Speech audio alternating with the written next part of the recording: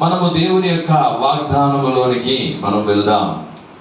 8 నెలలు దేవుడు కృపచేత మనలను కాపాడి నడిపించి ఈ 9వ నెలలో దేవుడు మనల్ని నడిపించి తీసుకుని వచ్చాడు. హల్లెలూయా.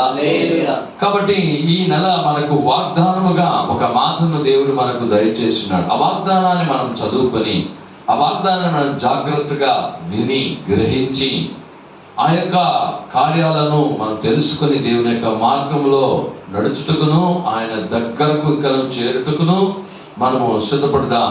చూద్దాం. యెషయా గ్రంథం 54వ అధ్యాయము 4వ వాగ్దాన వచనాన్ని మనం చదువుకుంటాం. యెషయా 54 4వ వాగ్దాన వచనము. భయపడకుము, నీవు సిగ్గుపడనక్కరలేదు.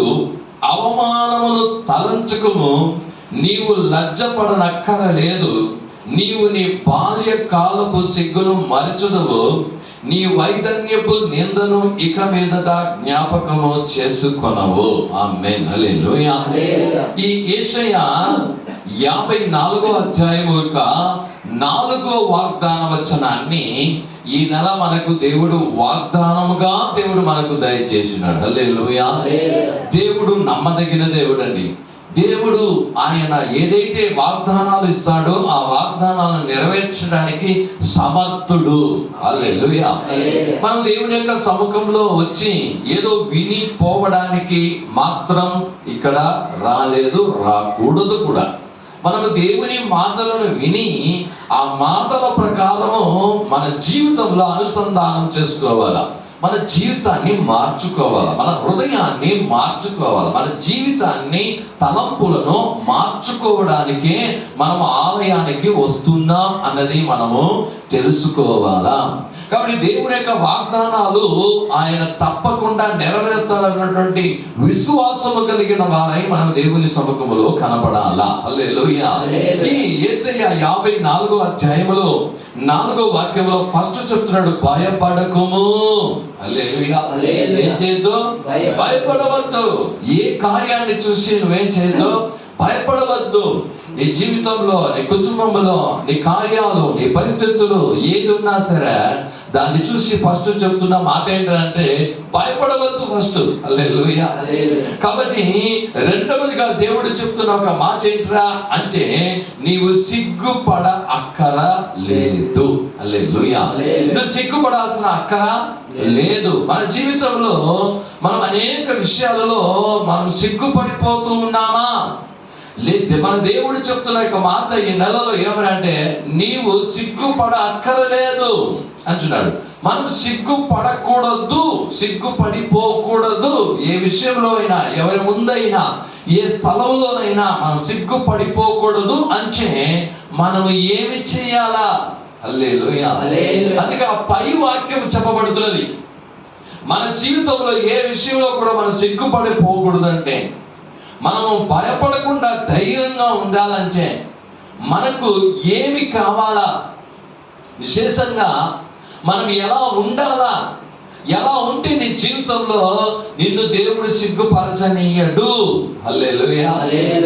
పరిస్థితులు ఎట్లున్నా సరే, కార్యాలు ఎట్లున్నా సరే నిన్ను దేవుడు సిగ్గుపరచడు. చూడండి, ఆ పై వాక్యం చదివినట్టయితే అంటే యెషయా 54 3వ వాక్యాన్ని చదివినట్టయితే కుడి వైపునకు ఎడమ వైపునకు నీవు వ్యాపించదువు, నీ సంతానము అన్ని జనుల దేశంలో స్వాధీనపరచుకొనును, పాడైన పట్టణములను నివాస స్థలముగా చేయదు. ఎప్పుడంట? 2వ వాక్యము, నీ గూడారపు స్థలమును విశాలపరిచి నీ నివాస స్థలముల తెరలు నిరాటంకముగా సాగనిమ్ము, నీ త్రాళ్లను పొడుగు చేయము, నీ మేకులను జిగగొట్టుము. హల్లెలూయా.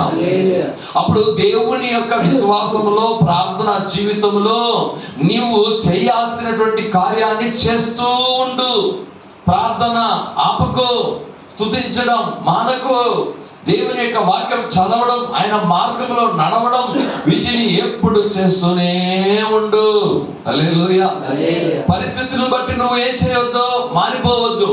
అంటే నీకు అన్ని సౌకర్యంగా ఉన్నప్పుడు బాగా దేవుని స్తుతించడం, ప్రార్థించడం, ఆరాధించడం, సంఘానికి వెళ్ళడం, ఇంట్రెస్ట్ కనపరచడం కాదు. నీ యొక్క పరిస్థితులు ఎటు ఉన్నా, అది ఏమై ఉన్నా సరే, నీ ఆత్మీయ జీవితంలో ప్రార్థన, విశ్వాసము, బైబిల్ చదవడం, సంఘానికి వెళ్ళడం, దేవుని స్తుతించడం, నమ్మడం, విశ్వాసించడం, ఇవన్నీ ఎప్పుడు కూడా వెళ్తూనే ఉండాలా. దాన్ని ఆపకూడదు, తగ్గించకూడదు. హల్లెలూయా. అవి చేస్తూనే ఉండాలా. అందుకే ఇక్కడ చెప్తున్నాడు, నీ గూడారపు స్థలములను విశాలపరచును, నీ నివాస స్థలములు తెరలు నిరాటంకముగా సాగనిమ్ము. హల్లెలూయా. నిరాటంకంగా అంటే ఆటంకం లేకుండా జరగని ప్రార్థన జీవితం, ఆటంకం లేకుండా జరగని దేవుని యొక్క స్తుతికి, దేవుని యొక్క కార్యాలను ఆటంకపరచొద్దు, దాన్ని ఆపేవద్దు, తక్కువ చేసేవద్దు. దేవుడిలో నువ్వు సాగుతూ ఉన్నప్పుడు ఈ 4వ వాక్యం మనకు నెరవేరుతుంది. హల్లెలూయా. అప్పుడు నువ్వు దేనికి భయపడాల్సిన అవసరమో లేదు, వ్యాధికి భయపడాల్సిన అవసరమో లేదు, పరిస్థితులకు భయపడాల్సిన అవసరమో లేదు. రెండవదిగా చెప్తున్నాడు, నీవు సిగ్గుపడనక్కరలేదు. హల్లెలూయా. నువ్వు సిగ్గుపడనక్కర లేదు, నువ్వు సిగ్గుపడిపోవు. అప్పుడు దేవుడు చెప్తున్నాడు, నువ్వు భయపడొద్దు ఈయనలా. రెండో చెప్తున్నాడు, నువ్వు సిగ్గుపడిపోవు. నిన్ను సిగ్గుపడిపోవడానికి వదలడు. మనము మన జీవితంలో ఏ విషయంలోనైనా సరే సిగ్గుపడపోకూడదు. అంటే మనం ఏం చేయాలా, మనం ఎలా ఉండాలా చూద్దాం. ఒక మాటను మనం చదువుకుంటాము. కీర్తనల గ్రంథంలో 25వ అధ్యాయములో 2వ వాక్యములో మనం చదివినట్టయితే అక్కడ దావీదు గారు అద్భుతంగా ఒక మాటను మనకు రాసి పెట్టారండి. కీర్తనల గ్రంథము 25వ అధ్యాయములోని 2వ వాక్యాన్ని మనము చదువుకుంటాము. నా దేవా, నీ యందు నమ్మిక ఎంచి ఉన్నాను, నన్ను సిగ్గుపడనీయకము, నా శత్రువులు నన్ను గూర్చి ఉత్సాహింపనీయకము. 3వ వాక్యం కూడా, నీ కొరకు కనిపెట్టుకున్న వారిలో ఎవడును సిగ్గునందడు, హేతువు లేకుండానే ద్రోహము చేయువారు సిగ్గునందుదురు. చూడండి, అద్భుతంగా 25 2వ వాక్యంలో, నీ యందు నమ్మిక ఎంచి ఉన్నాను, నన్ను సిగ్గుపడనీయకము. అప్పుడు మనము మన జీవితంలో సిగ్గుపడిపోకూడదు. అంటే దేవుని మీద నమ్మకం ఉంచాల, పూర్తి నమ్మకం ఉంచాలి. హల్లెలూయా. ఏం చేయాలంటే మనము దేవుని మీద పూర్తి నమ్మకం ఉంచినట్టయితే నిన్ను ఏ విషయంలో కూడా ఆయన సిగ్గుపడిపోనీయడు. హల్లెలూయా. ప్రతి పరిస్థితుల్లో ఆయన మీద నమ్మకం ఉంచు. నువ్వు నమ్మినట్టయితే, అందుకే చూడండి, మరియాతో దేవుడు చెప్పాడు, లాజరు చనిపోయాడు అంటే ఇప్పుడు యేసయ్య చెప్పాడు, అమ్మా తిరిగి నేను లేపుతానన్నా. ఆయన ఏమైందంటే చివరి దినాల్లో తిరిగి లేపుతాడు. లేదు, నమ్మకం మాత్రం ఉంచుము. హల్లెలూయా. నువ్వు నమ్మకం మాత్రం ఉంచు, నువ్వు దేవుని మహిమను చూస్తావు. నువ్వు విశ్వాసించినట్టే దేవుని మహిమను చూస్తావు. నమ్మకం ఉంచినట్టయితే దేవుని మహిమను చూస్తావు నువ్వు. అప్పుడు దేవుని మీద నువ్వు పూర్తి నమ్మకం ఉంటే నువ్వు సిగ్గుపడిపోవు. దేవుని దగ్గర నువ్వు విశ్వాసంపై ఈ విషయంలో నన్ను సిగ్గుపడిపోనీయడు యేసయ్యా అని నువ్వు నమ్మినట్టయితే ఏ విషయంలో నిన్ను సిగ్గుపడనీయడు. హల్లెలూయా. అప్పుడు నువ్వు సిగ్గుపడిపోకూడదంటే మొట్టమొదట ప్రార్థన జీవితం, విశ్వాస జీవితం, బైబిల్ చదవడం, సంఘానికి వెళ్ళడం, స్తుతించడం, ఇవన్నీ నిరాటకంగా చేస్తూ ఉండాలి. రెండవదిగా ఆయన మీద నీవు ఏం చేయాలంటే నమ్మకము ఉంచాలా. హల్లెలూయా. మూడవదిగా చూస్తే ఆ 25:3లో చెప్తుంది, నీ కొరకు కనిపెట్టుకు వారిలో ఎవడును సిగ్గు నొందడు. హల్లెలూయా. ఆయన కొరకు కనిపెట్టాలా, నువ్వు ఆయన మాట కొరకు కనిపెట్టాలా. ఆయన ఈ విషయంలో ఏం చెప్పబోతున్నాడు, ఏ ఆలోచన చెప్పబోతున్నాడు అన్నది ఆయన కొరకు నువ్వు కనిపెట్టాలా. నువ్వు ఆయన కొరకు కనిపెట్టేవాడుగా ఉన్నట్టయితే నువ్వు సిగ్గుపడిపోవు. కొంతమంది చాలా మంది ఏం చేస్తారంటే దేవుని కోసం కనిపెట్టరు, ఏదో ఒక కార్యం చేయాలనుకుంటారు, వెంటనే ప్రార్థన చేసేసి వెంటనే ఆ పనిని స్టార్ట్ చేసేస్తారు. అలా కాదండి, దేవుడి దగ్గర కనిపెట్టు. యేసయ్యా ఈ పని చేయాలనుకుంటున్నా, ఈ కార్యం చేయాలనుకుంటున్నావు, నీవేం చెప్తున్నావు, నాకు బదులివ్వు, నీ వాక్యం మూలంగా నాకు బదులివ్వు అని ఆయన కొరకు నువ్వు కనిపెట్టు. ఆ కనిపెట్టిన తర్వాత దేవుడు నీకేం చేయదో చెప్తాడో అది చేసినట్టయితే, ఏ విషయంలో, అది వ్యాపారం కావచ్చు, అది చదువు కావచ్చు, అది మ్యారేజ్ కావచ్చు, పెళ్లి కావచ్చు, ఏదైనా కావచ్చు, నిన్ను దాంట్లో సిగ్గుపడిపోనీయడు యేసయ్య. హల్లెలూయా. పరిస్థితులు ఎట్లయినా ఉన్నాయి సరే, ప్రభువా ఈ కార్యం నేను చేయబోతున్నా, నేను చేస్తున్నా అని ఆయన దగ్గర కనిపెట్టినప్పుడు ఆయన నీకు ఒక మాట ఇచ్చాడు అనుకోండి, నువ్వు సంతోషం కొనసాగించు. పరిస్థితులు ఎట్లయినా ఉండొచ్చు. నువ్వు ఒక వ్యాపారం చెబుతున్నా, నా దగ్గర వ్యాపారం డబ్బులు సరిగా లేదు, అయినా ఈ వ్యాపారం చేస్తున్నా వద్దా, చేయన్నప్పుడు దేవుడు చెప్పు, నువ్వు డబ్బు లేకపోయినా దేవుడు ఏదో ఒక విధంగా నీకు సహాయం చేసి నిన్ను సిగ్గుపడనీయకుండా, నష్టం రాకుండా నిన్ను ఏం చేస్తాడంట, ఆశీర్వదించే దేవుడు. హల్లెలూయా. అప్పుడు మొట్టమొదట నమ్మినప్పుడు నువ్వేం చేయవు, సిగ్గుపడిపోవు. మూడవది ఆయన దగ్గర నువ్వు కనిపెట్టినప్పుడు నువ్వు సిగ్గుపడిపోవు. ఆమేన్. హల్లెలూయా. చూద్దాము, అదే 25వ అధ్యాయంలో 20వ వాక్యాన్ని మనం చదివినట్లయితే అక్కడ కూడా ఒక మాట రాయబడి ఉంది. నేను నీ శరణజొచ్చి ఉన్నాను, నన్ను సిగ్గుపడనీయకము, నా ప్రాణము కాపాడము, నన్ను రక్షింపు. కీర్తనలో 25:20లో నేను నీ శరణజొచ్చి ఉన్నాను. హల్లెలూయా. అప్పుడు దేవుని శరణజొచ్చాల అంటే దేవుని దగ్గరకు రావాలా. ప్రతి విషయంలోనూ మనుషులను వెతుకొని వెళ్ళడం కాదు, వేరే కార్యాలు వెతుకొని వెళ్ళడం కాదు. నువ్వు ఎవరి దగ్గరికి రావాలంట, ఆయన శరణము రావాలి. హల్లెలూయా. ఇక్కడ చూడండి, అందుకే దావీదు చెప్తున్నటువంటి ఒక మాట ఏంటంటే, నేను నీ శరణజొచ్చి ఉన్నాను, నన్ను సిగ్గుపడనీయకు. ఆయన సిగ్గుపడనీయుడు, ఆయన శరణజొచ్చి ఉన్నా, అయ్యా అంతా నాకు నీవే, నా కార్యాలు ఏమైనా నువ్వే, నన్ను స్వస్థపరచేవాడు నీవే, నాకు సహాయం చేసేవాడు నీవే, నాకు బలమిచ్చేవాడు నీవే, నన్ను కాపాడువాడు నీవే, ప్రతి విషయంలో నీ శరణజొచ్చి ఉన్నాను. హల్లెలూయా. నీ మనుషుల దగ్గరికి వెళ్ళను, మనుషుల కార్యాలు కాదు, మనుషుల మూలంగానే మనకు సహాయం చేస్తాడు, కానీ మనుషులకు వెళ్ళిపోకూడదు, మనుషులను శరణజొచ్చకూడదు. మనం దేవుని దగ్గర శరణము, ఏమొచ్చినా ఆయన పాదాల దగ్గర కనిపెట్టాలా. ఏమి కావాలన్నా దేవుని దగ్గరికి రావాలా. ఆయన దగ్గర నువ్వు శరణొచ్చినప్పుడు నిన్ను సిగ్గుపడనీయడు. కానీ చెప్తావా. హల్లెలూయా. అప్పుడు దేవుని నమ్మినప్పుడు, దేవుని విశ్వాసించినప్పుడు నిన్ను సిగ్గుపడనీయడు. ఆయన దగ్గర మనము కనిపెట్టినప్పుడు దేవుడు మనం సిగ్గుపడనీయడు.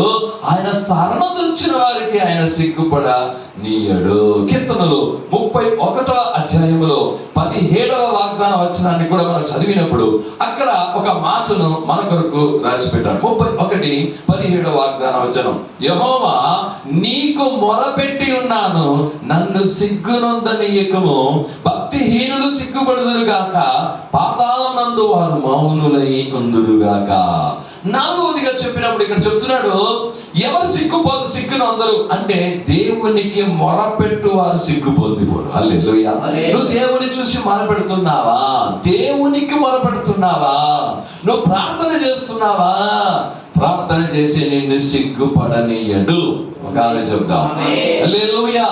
ప్రార్థన చేయి, ప్రతి విషయానికి ప్రార్థన. బైబిల్ ఏం చెప్తుందండి, ప్రతి విషయము స్తోత్రంతో కూడినటువంటి, విన్నపముతో కూడినట్టు ఆయనకు తెలియపరచు అని రాయబడింది. నీకేం కావాలో, నీ పరిస్థితి ఏముందో అన్ని ఎవరికి చెప్పు, దేవునికి చెప్పు. ఎట్లా? ప్రార్థనతో దేవునికి ప్రార్థన చేయి. నిన్ను ప్రార్థించేవాడై ఉంటే ఆ విషయంలో నిన్ను సిగ్గుపడనీయడు. నువ్వు ఈరోజు ఎన్నో ప్రార్థనలు చేసి ఉంటావు. దేవుడు ఈరోజు చెప్పే కార్యం అంటే, నువ్వు చేసిన ప్రార్థనలో నిశ్చయంగా నేను సిగ్గుపరచను. హల్లెలూయా. ప్రార్థన చేసినప్పుడు సిగ్గుపరచబడడు. అతడు ఆ విషయంలో ఏదైతే ప్రార్థన చేస్తున్నాడో అది దాడు నిశ్చయంగా దేవుడు అతనికి ఏం చేస్తాడంట, దయచేస్తాడు. అందుకే ఈ మాట చెప్తున్నాడు ఏంటంటే, నీ సేవకుడికి కార్యం చెప్తూ, యెహోవా నీకు మొరపెట్టి ఉన్నాను, నన్ను సిగ్గునందనీయకుము. హల్లెలూయా. దేవునికి మనం మొరపెట్టినప్పుడు, దేవునికి మొరపెడుతూ ఉన్నప్పుడు మనం సిగ్గునందనీయడు దేవుడు. అలాగే కీర్తనలు 34వ అధ్యాయము 5వ వాక్యం చాలా ప్రాముఖ్యమైనటువంటి మాట. మనము మన జీవితంలో సిగ్గుపడిపోకూడదు అంటే మనం ఏం చెయ్యాలా, మనం ఎలా చేయాలా, ఎలా ఉండాలా? అక్కడ చూడండి 34:5 చెప్పబడుతుంది, వారు ఆయన తట్టు చూడగా వారికి వెలుగు కలిగెను, వారి ముఖములు ఎన్నడను లజ్జింపకపోరు. వారు ఆయన తట్టు చూడగా. మనం ఎవరి తట్టు చూడాలంట? దేవుని తట్టు చూడాలా. కొంతమంది సమస్యల తట్టు చూస్తూ ఉంటారు, కొంతమంది పరిస్థితుల చుట్టూ చూస్తూ ఉంటారు, కొంతమంది మనుషుల వైపు చూస్తూ ఉంటారు, కొంతమంది రాజకీయవేత్తల వైపు చూస్తూ ఉంటారు, మరికొందరు బంధువుల వైపు చూస్తూ ఉంటాడు. ఆయన నాకేమైనా చేస్తాడా, ఈయన నాకేమైనా చేస్తాడా, ఈయన కార్యాలు ఏమైనా చేస్తాడా? నువ్వు ఎవరి వైపు చూస్తున్నావు? హల్లెలూయా. సమస్య వచ్చినప్పుడు, ప్రాబ్లాలు వచ్చినప్పుడు, దానియేలుకు సమస్య వచ్చింది. దానియేలుకు అక్కడ ఒక ఆజ్ఞ రాయబడి ఉన్నది, ఇదో ఈ 4 రోజులు ఎవరి దగ్గర ఏ విన్నపాలు చేయకూడదు, ఏ దేవునికి ప్రార్థన చేయకూడదు, దేవుడు రాజు దగ్గరికి రావాలన్నప్పుడు ఒక ప్రాబ్లం వచ్చింది. కానీ ఆయనేమో యెరూషలేము తట్టు కిటికీలు తెరిచి, హల్లెలూయా, ఆయన కన్నులు ఎక్కడే చూసిందంట? దేవుని వైపే. హల్లెలూయా. కాబట్టి నువ్వు ఎవరి వైపు చూస్తున్నావు? ఇక్కడ రాయబడి ఉన్నది. అందుకే 5వ వాక్యంలో చూసినట్టయితే, ఇదో ఆయన తట్టు చూడగా. నువ్వు ఎవరి తట్టు చూడాలంట? ఆయన తట్టు చూడాలి. అపోస్తలుల కార్యములు మీరు 3వ అధ్యాయంలో మీరు చదివినట్టయితే, అక్కడ పుట్టినప్పటి నుండి అవిటివాడు ఉన్నాడు. అక్కడ ఆలయంలో ఏం చేస్తున్నాడు? బిచ్చమెత్తుకుంటున్నాడు. పేతురు యోహాను అక్కడికి వచ్చినప్పుడు ఏదైనా దొరుకుతుందేమో అని బిచ్చం ఎదిగాడు. పేతురు యోహాను, నా వైపు తేరి చూడు. హల్లెలూయా. ఏమి? నా వైపు తేరి చూడు. అప్పుడు తలపైకి ఎత్తాడు. బిచ్చమెత్తుకోడు ఏం చేశాడ? కూర్చొని ఉన్నాడు. వచ్చేవాళ్ళ కాళ్ళు చూసుకుంటాడు, తల ఎత్తి ఏం చేయడు, అందరిని చూడలేడు. అప్పుడు చెప్పాడు, అక్కడ నిలబడి తల ఎత్తి నన్ను చూడు, మమ్మల్ని చూడు అన్నాడు. చూసినప్పుడు ఏమైనా దొరుకుతుందేమో అని చూశాడు. వెండి బంగారం నా యొక్క లేదు, కానీ నాకున్నదే నీకు ఇస్తానని చెప్పి యేసుక్రీస్తు నా ముందు లేచి నడవని చెప్పినప్పుడు అతడు లేచి దిక్కున నడిచి పరిగెట్టుకుని దేవుని ఆలయంలో, నువ్వు ఆయన తట్టు చూచినట్టయితే నువ్వు సిగ్గుపడిపోవు. నీ వ్యాధిలో, నీ పరిస్థితుల్లో, నీ స్థితుల్లో ఆయన వైపు చూడు, వేరే ఏ వైపు చూడవద్దు. నిన్ను సిగ్గుపడనీయడు యేసయ్య. హల్లెలూయా. అది ఏమైనా ఉండొచ్చు, నువ్వు ఆయన వైపే చూడు, యేసయ్యనే చూడు, నువ్వు మునిగిపోవు. యేసయ్య ఒకరోజు సముద్రం మీద నడిచి వస్తున్నప్పుడు పేతురు చెప్పాడు, అయ్యా మీరే అయితే నేను కూడా సముద్రం మీద నడిచి రావడానికి ఆజ్ఞయము రా అన్నాడు. పేతురు దిగి సముద్రం మీద అట్లా నడుచుకుని సగం దానికి వచ్చేసాడు. దేవుని వైపే చూసి నడుచుకొని వచ్చేసాడు. కానీ కొద్ది దూరం వచ్చినంత కదా ఈ పక్క ఆ పక్క అలలు వచ్చిన అలల వైపు చూశాడు, మునిగిపోగా సాగాడు. హల్లెలూయా. అల్ప విశ్వాసి, ఎందుకు సందేహించావు అన్నాడు. ఈ రోజు నీ జీవితంలో నువ్వు యేసయ్యని చూసినప్పుడు నీళ్ళ మీద నడిచేయగలుగుతావు. నువ్వు యేసయ్యనే చూసి నడిచినప్పుడు నీ పరిస్థితులు, నీ ప్రాబ్లమ్స్ తలకు మించి ఉంటాయి. కానీ దాని మీద నువ్వు నడిచి వెళ్ళే విధంగా యేసయ్య నీకు చేసేస్తాడు. సిగ్గుపడనీయడు యేసయ్య. హల్లెలూయా. ఆయన వైపు తేరి చూసినట్టయితే నువ్వు సిగ్గు పడిపోవు. కీర్తనలు 119వ అధ్యాయములో మనం చూసినట్టయితే 6వ వాగ్దాన వచనంలో ఒక మాటను అద్భుతంగా మన కొరకు రాసి పెట్టాడు. కీర్తనలు 119 6వ వాగ్దాన వచనము, ఎవరు సిగ్గు పొందరు, నువ్వు సిగ్గు పొందిపోకూడదు అంటే నువ్వు ఏమేం చేయాలా అంటున్నాడు దేవుడు. చూడము, నీ ఆజ్ఞలన్నిటిని నేను లక్ష్యము చేయునప్పుడు నాకు అవమానము కలగా నేరదు. హల్లెలూయా. నువ్వు దేవుని సముఖంలో అవమానం పొందకుండా, అంటే సిగ్గుపడిపోకుండా ఉండాలంటే ఏం చేయాలంటే ఆయన ఆజ్ఞలను లక్ష్యం చేయాలి. హల్లెలూయా.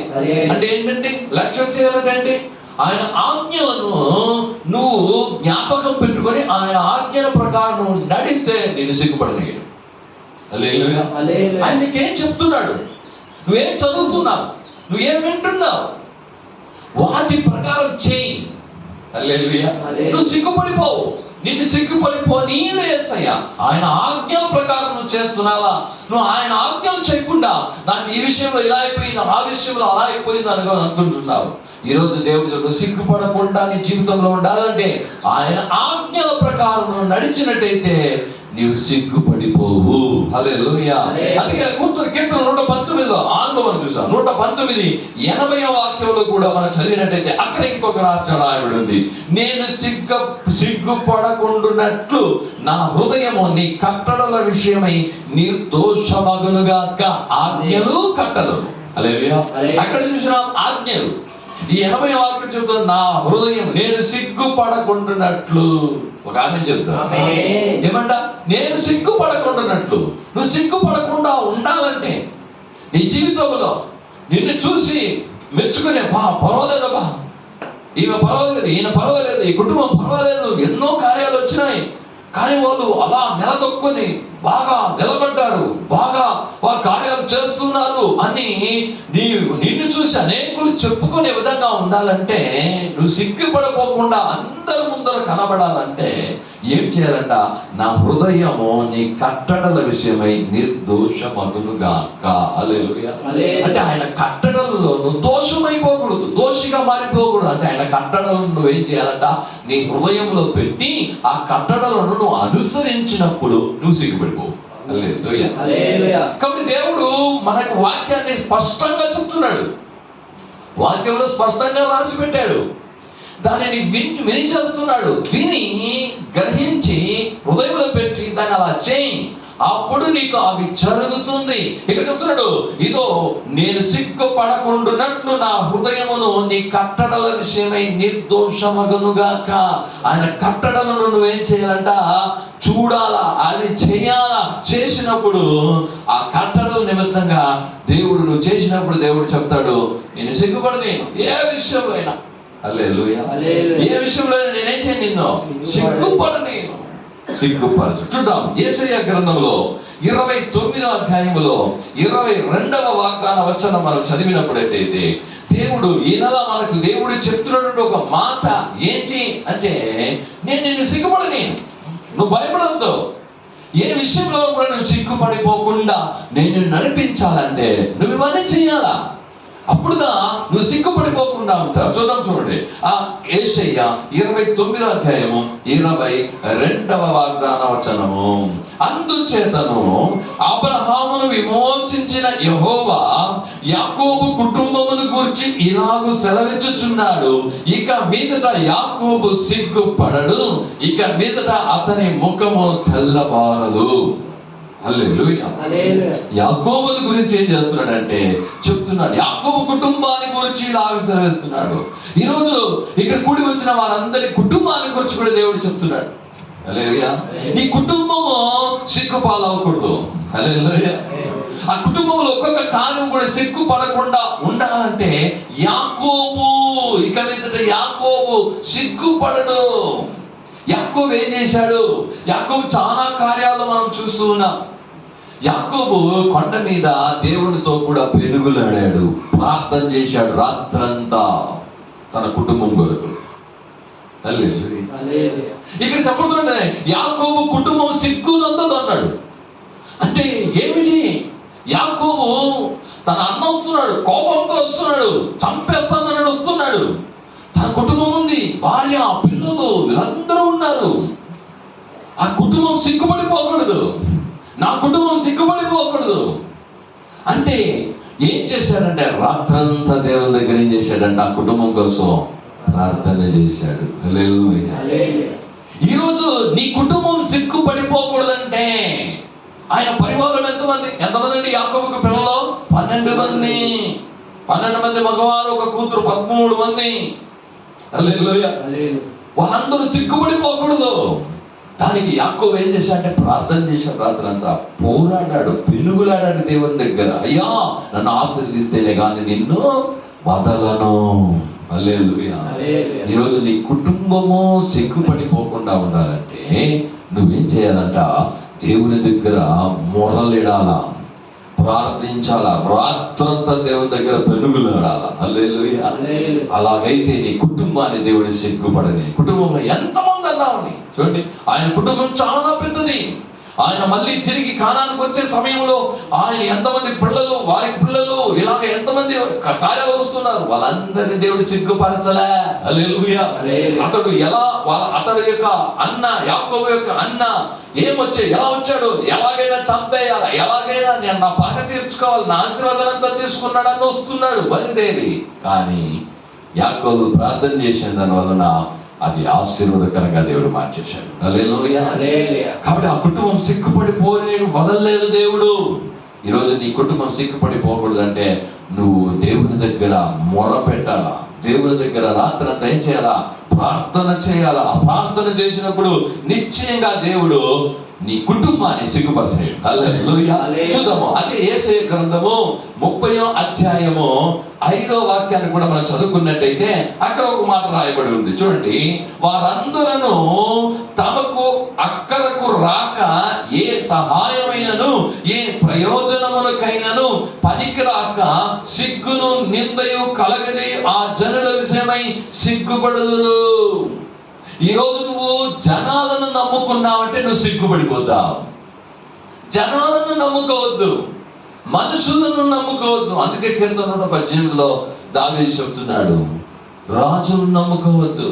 హల్లెలూయా. మనుషులను నమ్ముకోవద్దు. మనుషులను, రాజులను, ఇంకా ఎవరినైతే నమ్ముకుంటే నీకు సిగ్గే వచ్చేస్తుంది. నువ్వు సిగ్గుపడిపోతావు. నువ్వు మనుషులను నమ్మమాక, రాజులను నమ్మమాక, దేవుని అందే నమ్మకం ఉంచును. ఇక్కడ జనుల మీద నమ్మకం ఉంచినందుకు వాళ్ళు అవమానపడిపోయారంట, సిగ్గుపడిపోయారంట. ఈరోజు దేవుని జనులారా, నువ్వు ఎవరి మీద నమ్మకం ఉంచి ఉన్నావు?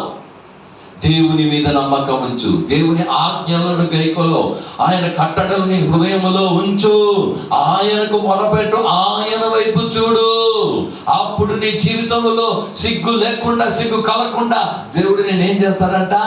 నడిపించే దేవుడై ఉన్నాడని రాయబడి ఉంది. అదే యేసయ్య 49వ అధ్యాయంలో 23వ వాగ్దాన వచనాన్ని మనం చదివినప్పుడు అక్కడ యేసయ్య ఒక మాట రాస్తున్నాడు. చూద్దాం. యేసయ్య 49వ అధ్యాయము 23వ వాగ్దాన వచనము. రాజులు నిన్ను పోషించు తండ్రులుగాను, వారి రాణులు నీకు పాలించు దాదీలుగాను ఉండెదరు.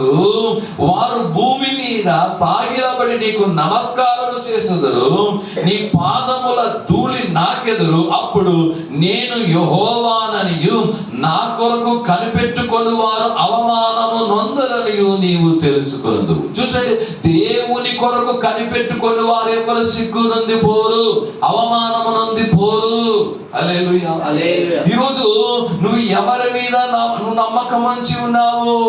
ఎవరి కార్యం చేత కనిపెడుతూ ఉన్నావు? నువ్వు జనాల దగ్గర కనిపెడుతున్నావా? నువ్వు సిగ్గుపడిపోతావు. దేవుని దగ్గర కనిపెడతావా? అని సిగ్గుపడవు. హల్లెలూయా. జనాలు నీకు ఇవ్వలేరు.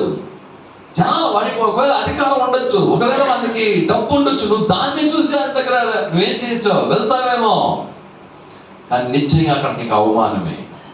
హల్లెలూయా. నువ్వు ఎవరి దగ్గర కనిపెట్టు? నా దగ్గర కనిపెట్టుకొని వారు అవమానం నందరు, సిగ్గునందరు. నువ్వు దేవుని దగ్గర కనిపెట్టయ్యా. నీకేం కావాలన్నా, హల్లెలూయా, నీకేం జరగాలన్నా నీ జీవితంలో అది A to Z ఏమై ఉన్నా దేవుని దగ్గర కనిపెట్టు. నీకు నాకు ఒక మంచి దేవుడు ఉన్నాడు. నీ ప్రార్థన, నా ప్రార్థన ఆలకించే గొప్ప దేవుడు ఉన్నాడు. ప్రార్థన ఆలకించువారా సర్వ శరీరులు నీ యొద్దకు వచ్చేది. ఆయనకు ఒక పేరు ఉందండి. ఏంటంటే పేరు?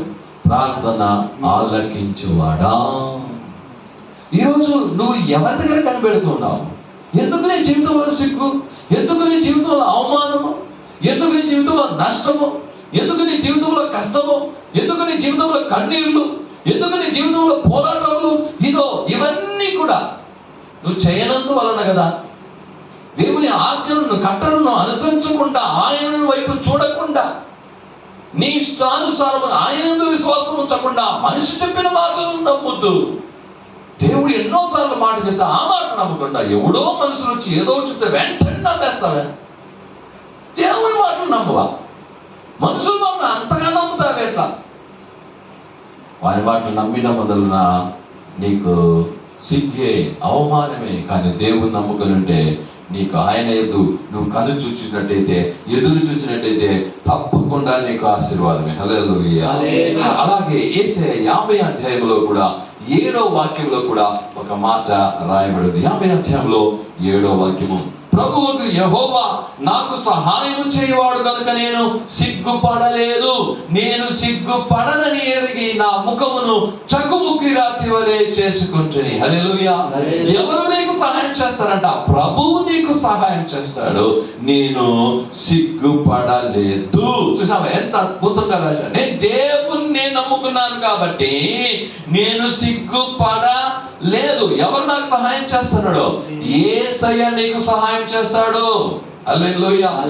మనుషులు ఎంత దాకా, ఎంత వరకు నీకు సహాయం చేయగలుగుతారో ఆలోచించండి. ఒకసారి చేస్తాడా? 2 సార్లు చేస్తాడా? ఒకవేళ 10,000 నీకు ఇవ్వచ్చు, ఒకవేళ 1,00,000 రూపాయలు నీకు ఇవ్వచ్చు, కానీ ఒకసారి ఇవ్వచ్చు కానీ ఇంకొకసారి ఇస్తాడా? కానీ యేసయ్య నమ్ముకుంటే నీ జీవితపు చివరి దాకా దేవుడు సహాయం చేస్తాడు. ఎంతైనా సరే సహాయం చేయగలుగుతాడు. హల్లెలూయా. ఏమైనా కానీ నీకు చేయగలుగుతాడు. అదే యేసయ్య. ఆయన యందు విశ్వాసం ఉంచు. ఇక్కడ అదే చెప్తున్నది. ఏదో ప్రభువు యెహోవా నాకు సహాయము చేయవాడు. ఎవరు? దేవుడు. ఎవరండి? ఇవన్నీ నువ్వు చేస్తే దేవుడు నీకు సహాయం చేస్తాడు. నువ్వు సిగ్గుపడవు, పడలేవు. హల్లెలూయా. కాబట్టి ఆయన యందు నువ్వేం చేయి? విశ్వాసం ఉంచు. రోమీయులకు రాసిన పత్రికలో 5వ అధ్యాయంలో మనము 5వ వాక్యంలో చదివినప్పుడు అక్కడ ఒక మాట మనకు చక్కగా అపోస్తలుడైన పౌలు గారు రాసి పెట్టారు. చూద్దాం. రోమీయులకు రాసిన పత్రిక 5వ అధ్యాయము 5వ వాక్యం. ఎందుకనగా ఈ నిరీక్షణ మనలను సిగ్గుపరచదు, మనకు అనుగ్రహించబడిన పరిశుద్ధాత్మ ద్వారా దేవుని ప్రేమ మన హృదయములో కుమ్మరించబడి ఉన్నది. నిరీక్షణ మనలను సిగ్గుపరచదు. హల్లెలూయా. యేసయ్య మీద మనం నిరీక్షణ ఉంచున్నాం. ఏంటండి నిరీక్షణ? యేసయ్య తిరిగి వస్తాడు అని చెప్పాడు. హల్లెలూయా. యేసయ్య చనిపోయి తిరిగి లేచి పరలోకానికి వెళ్ళేటప్పుడు ఏం చెప్పి వెళ్ళాడండి?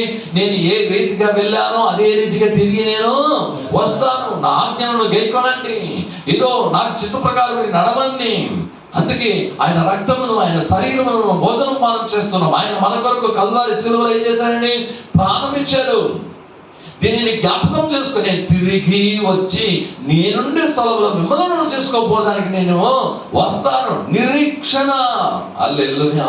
ఈ లోకంలో వాళ్ళకి నిరీక్షణ లేదు.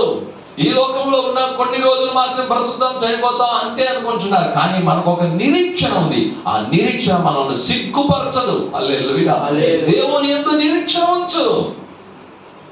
ఆయన నేనేం చేయడు? సిగ్గు పరచడు. దేవుని యొక్క రాకడలో నువ్వు సిగ్గుపడిపోవు. హల్లెలూయా.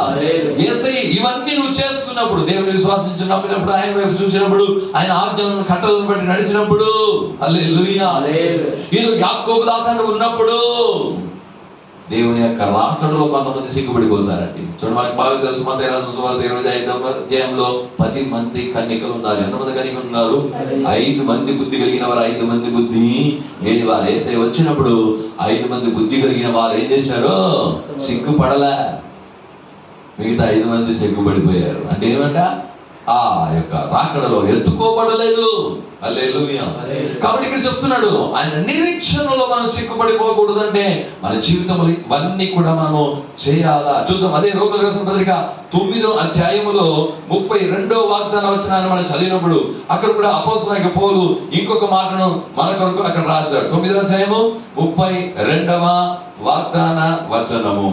వారు ఎందుకు అందుకొనలేదు? వారు విశ్వాస మూలముగా కాక క్రియల మూలగానైనట్టు దానిని వెంటాడి. ఇదిగో నేను అర్ధరాత్రిని అడ్డుబండను సీయోనులో స్థాపించుచున్నాను. ఆయన యందు విశ్వాసం ఉంచువాడు సిగ్గు పరచబడడు.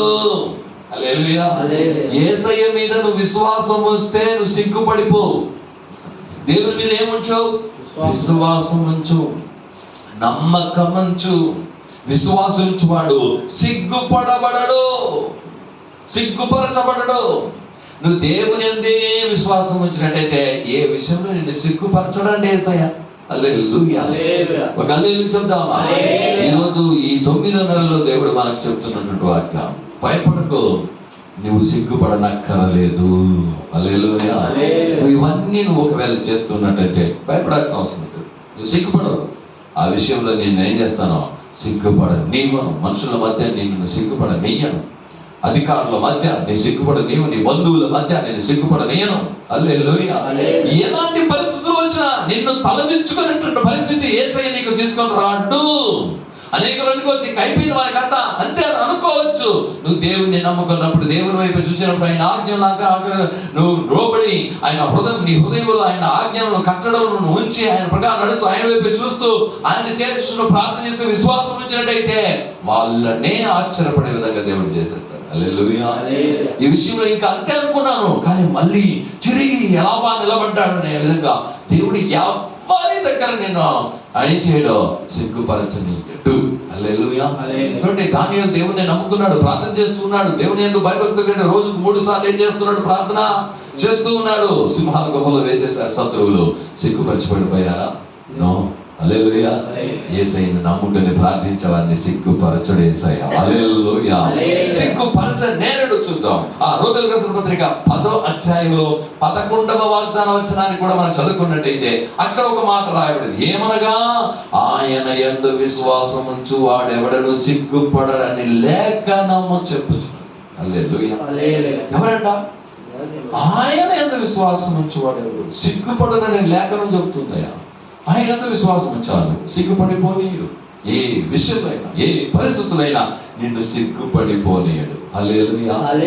ఎవరు సిగ్గుపడిపోతారో తెలుసా? చివరిగా లూకా రాసిన సువార్త 13వ అధ్యాయము 17వ వాగ్దాన వచనాన్ని మనం చదువుకున్నట్టయితే అక్కడ ఒక మాట మన కొరకు రాసి పెట్టుండే చూద్దాం. లూకా రాసిన సువార్త 13వ అధ్యాయము 17వ వాగ్దాన వచనాన్ని మనం చదువుకుంటాం. చూడండి, ఆయన ఈ మాటలు చెప్పినప్పుడు ఆయనను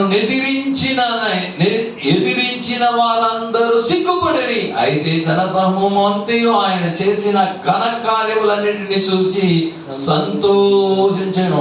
దేవుణ్ణి ఎదిరించే వాళ్ళు సిగ్గుపడిపోతారు. నువ్వు దేవుణ్ణి ఎదిరించావని దేవుని మాటలను ఎదిరిస్తావా? సిగ్గుపడిపోతావు. దేవుని సముఖాన్ని ఎదిరిస్తావా? దేవుని ప్రవచనాన్ని ఎదిరిస్తావా? ఏమయ్యా, నువ్వు ఎదిరించేవాడుగా ఉంటే సిగ్గుపడిపోతావు. దేవుణ్ణి ఎదిరించినారంట వాళ్ళు, అక్కడ సిగ్గుపడిపోయారు. హల్లెలూయా.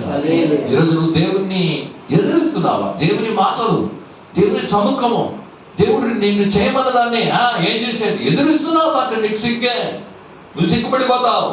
హల్లెలూయా. దేవుణ్ణి ఎదిరించినందున వారు సిగ్గుపడిపోయి. కాబట్టి దేవుని జనులారా, నువ్వు సిగ్గుపడకుండా పోవాలంటే ఎన్ని కార్యాలు వేసే చెప్పాడు. చూడండి, దేవుని యందు విశ్వాసం ఉంచు, ఆయన యందు నమ్మకం ఉంచు, ఆయన దగ్గర మొరపెట్టు, ఆయన వైపే చూడు, ఆయన ఎత్తి నువ్వు వేడుకో, ఆయన నమ్ముకో, ఆయన యందు విశ్వాసం ఉంచు. అప్పుడు నువ్వేం చేయవు? సిగ్గుపడు. మనుషుల మీద విశ్వాసం ఉంచి ఏమవుతుంది? సిగ్గుపడిపోతావు. హల్లెలూయా. కాబట్టి దేవుణ్ణి ఎదిరించిన వాళ్ళందరూ కూడా సిగ్గుపడిపోయారు. ఈ 9 నెలల్లో దేవుడు చెప్తున్నాడు, నిన్ను నేను సిగ్గుపడనీయను. ఆమేన్. హల్లెలూయా. యెషయా 54:4 వాక్యం చదువుకొని మనం ప్రార్థనకు వెళ్దాం. భయపడకుము, నీవు సిగ్గుపడనక్కరలేదు, అవమానాన్ని తలంచుకుము, నీవు లజ్జపడనక్కరలేదు, నీవు నీ బాల్యపు కాలపు సిగ్గును మరచుదువు, నీ వైద్యపు నిందను ఇక మీదట జ్ఞాపకము చేసుకోను. ఇవన్నీ చెప్పాలని లేట్ అవుతుంది. కాబట్టి ఈ రోజు దేవుడు 9 నెలల మనకిచ్చిన వాగ్దానము యెషయా 54:4 ఏం చెప్పాడు? భయపడద్దు. రెండవదిగా, నీవు సిగ్గుపడనక్కరా. దేవుని నమ్ముకున్నప్పుడు, దేవుణ్ణి మనం చూచినప్పుడు, దేవుని దగ్గర మనం వేడుకున్నప్పుడు, దేవుని దగ్గర మనం మొరపెట్టినప్పుడు, ఆయన మీద నువ్వు పూర్తి నమ్మకం, పూర్తి విశ్వాసం ఉంచినప్పుడు ఏ విషయంలోనైనా నిన్ను సిగ్గుపరచలేరు. హల్లెలూయా. హల్లెలూయా. దేవుడి వాక్యాలను ఆశీర్వదించునుగా. అందరూ మనం మోకరించుకుంటాం, ప్రార్థన చేసుకుంటాం. అందరూ ఈ బల ఆరాధనకు మనం సిద్ధపడదాం. అందరూ మోకరించి యేసయ్యా, ఈ యేసయ్య 54